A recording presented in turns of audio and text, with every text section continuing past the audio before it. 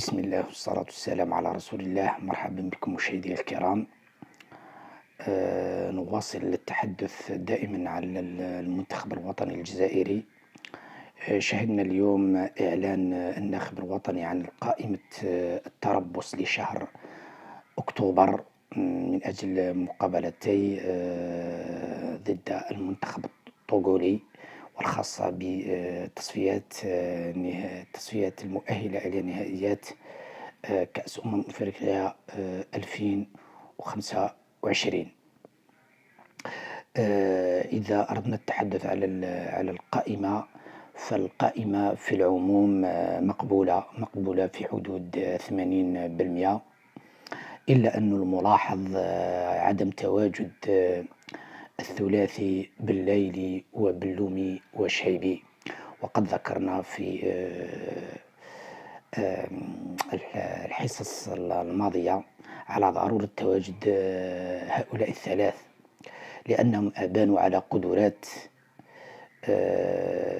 تعطيهم الحق بأنهم يكونوا ضمن القائمة. إذن بلايلي أبان على قدرات كبيرة، باللومي أيضا، شيبي فنان، شيبي مستوى عالي. إذن لا أعتقد أن اللاعبين الموجودين في القائمة ولا في التربصات الماضية أنهم مستواهم بعيد كثير على هؤلاء. وأنا أعتقد أن مستواهم هؤلاء اللاعبين الثلاث مستواهم عالي، وإذا ولو يكونوا في التربصات القادمة ولا في القائمة اللي تخوض المباريات، سوف يكون المنتخب يظهر بوجه كبير، ونستطيع نقارع به الكبار وننجز به إنجازات نفتخر بها في المستقبل. إذن هنا يبقى السؤال مطروح على هؤلاء الثلاث. إذن كان من المفترض أنهم يكونوا في القائمة. المنطق يقول أنهم يكونوا في القائمة. هم يقدموا مع نواديهم إنجازات كبيرة، إذن من المفترض كانوا يكونوا في القائمة.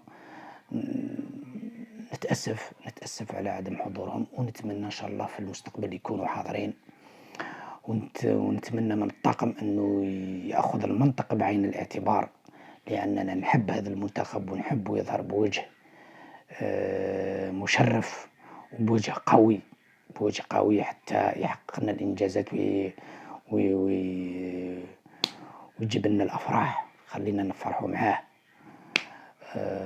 هذا ما نتمناه في المستقبل إن شاء الله، وإن شاء الله يكون إن شاء الله نشوف المنتخب بوجه مشرف يشرفنا ويحقق لنا ما نصبو إليه، وهو أننا نتواجد في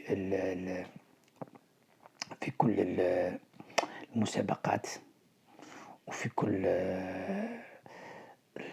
المنافسات الدولية الجاية إن شاء الله، ونكون إن شاء الله في الأدوار المتقدمة، وحتى نطمع أننا حتى نحقق الألقاب. ولما لا؟ لأننا نشوف في هذه الفترة عندنا نخبة من اللاعبين.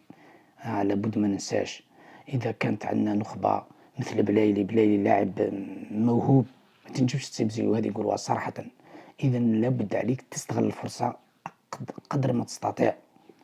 وإن شاء الله نتمنى أن الطاقم يأخذ الأمور هذه بعين الاعتبار في المستقبل، ونتمنى الخير للمنتخب الوطني، وإن شاء الله نشوفه بوجه مشرف حتى نفرح به ويفرح الشعب الجزائري ككل. والسلام عليكم ورحمة الله تعالى وبركاته.